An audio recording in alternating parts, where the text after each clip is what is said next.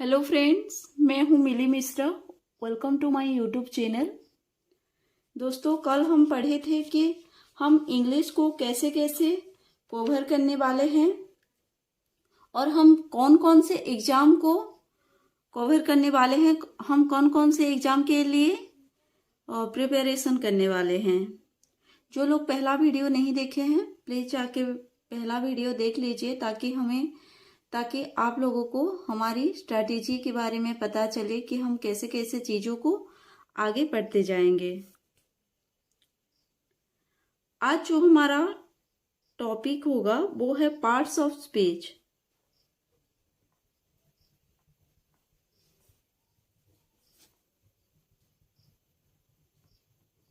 Parts of speech. दोस्तों, आप सभी लोगों को पता है कि पार्ट्स ऑफ स्पीच कुल संख्या में कितने होते हैं। पार्ट्स ऑफ स्पीच कुल संख्या में 8 होते हैं।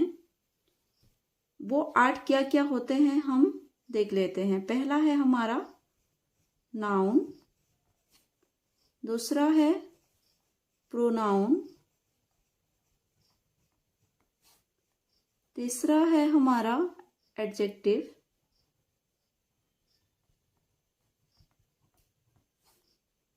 चौथा है हमारा वर्ब, पांचवा है एडवर्ब,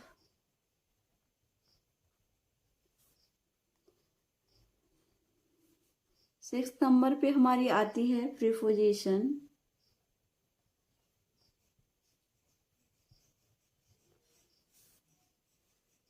सेवेंथ पे हमारी आती है कंजक्शन, आठवें पे हमारी आती है इंटरजेक्शन।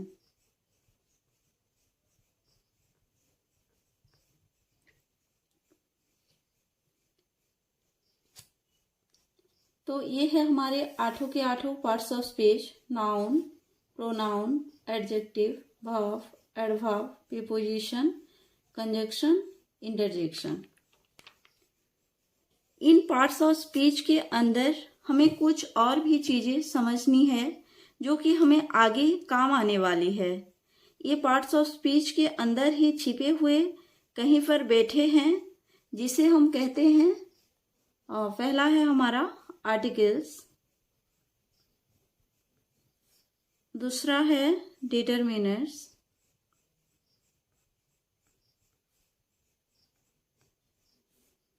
तीसरा है हमारा verb advance.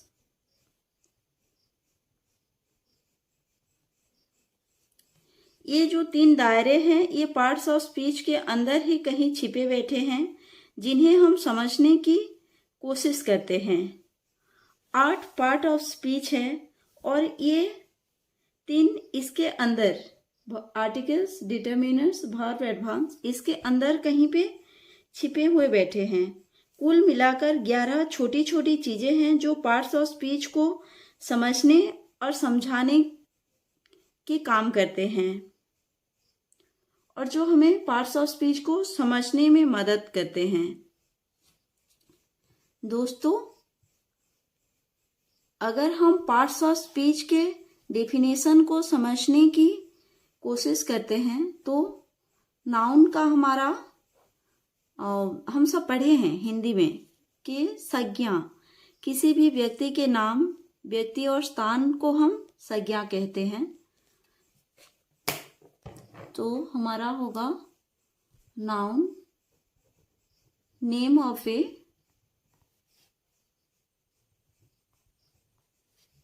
A person, a place और ए थिंग।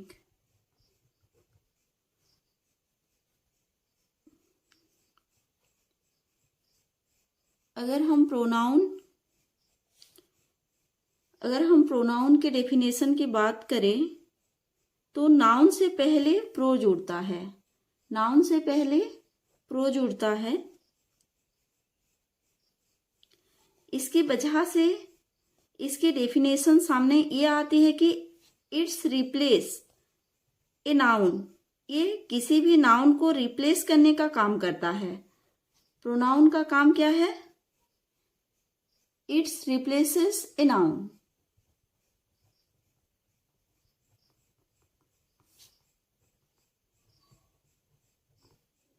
नाउन।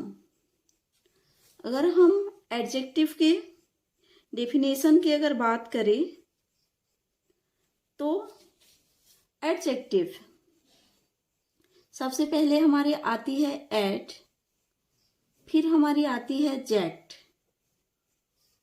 और जेक्ट का मतलब ये होता है कि फेंकना, किसी भी चीज को फेंकना।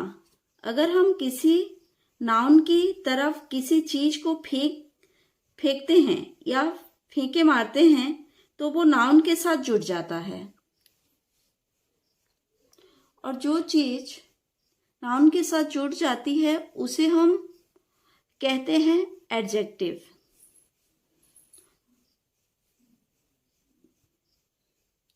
तो इसका डेफिनेशन क्या होगा? और इट क्वालिफाइज ए नाउन और ए प्रोनाउन।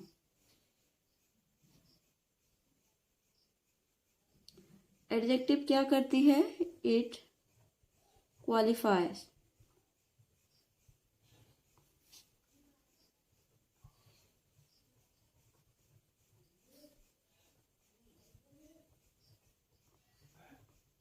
प्रोनाउन। हमारी नेक्स्ट आती है भाव। भाव एक ऐसा शब्द होता है जो एक्शन बताने की काम करता है, तो इसे हम एक्शन वर्ड कहते हैं।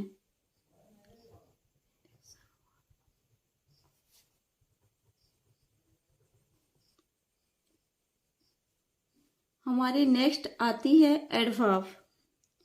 जब हम एडवर्ब की बात करते हैं तो adverb is a word which qualify a verb. Adverb क्या करती है? वर्ब को क्वालिफाई करती है।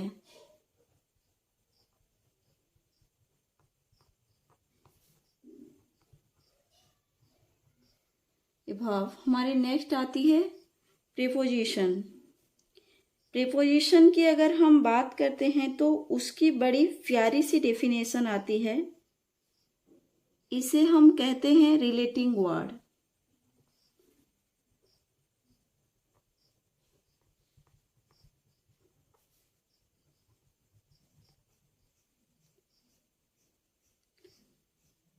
नेक्स्ट हमारी आती है कंजक्शन।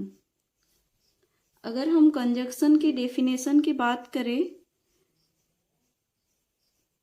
तो ये ज्वाइनिंग वर्ड है।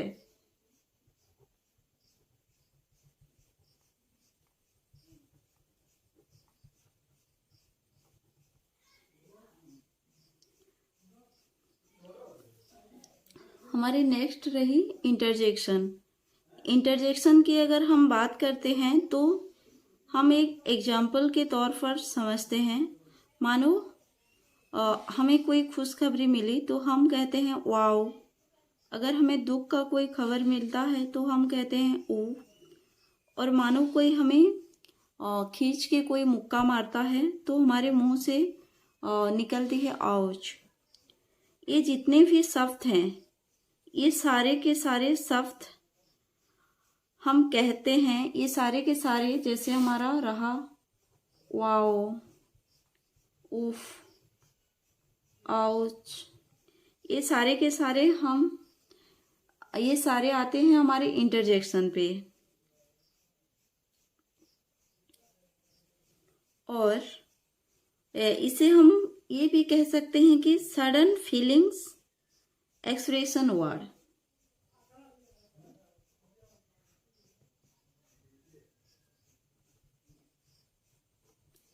Sudden feeling expressing, sudden feeling expressing.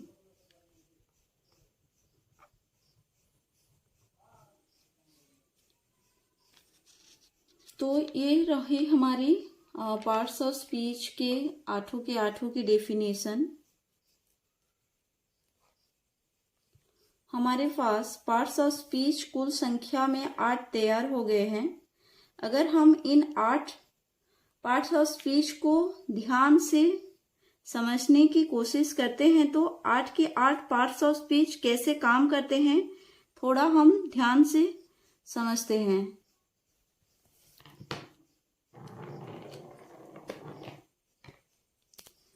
अगर हमारे पार्ट्स ऑफ स्पीच में नाउन है तो नाउन को रिप्लेस कौन कर रहा है? हमारे नाउन को रिप्लेस कर रहा है प्रोनाउन। नाउन को क्वालिफाइज कौन कर रहा है? हमारे नाउन को क्वालिफाई कर रहा है एडजेक्टिव। नाउन के लिए एक्शन कौन कर रहा है? नाउन के लिए हमारी एक्शन कर रही है वर्ब। नाउन के लिए वर्ब एक्शन कर रहा है तभी तो एडवर्ब हमें जरूरत होगी। नाउन के लिए वर्ब एक्शन कर रहा है तभी तो हमारे लिए एडवर्ब की जरूरत है। जब हमें रिलेट करने की जरूरत पड़ रही है तो हमें नाउन को ही रिलेट करना सिखाया जाता है दूसरे शब्दों के साथ। तो हमारी ये रही रिलेटिंग वर्ड प्रीपोजिशन। जब नाउन होगा तब तो हम नाउन को दूसरी चीजों के साथ जुड़ने की कोशिश करेंगे। जब नाउन होगा तब जाके हम दूसरे वर्ड को जोड़ने की कोशिश करेंगे। जब तक आपके पास कोई नाउन नहीं होगी,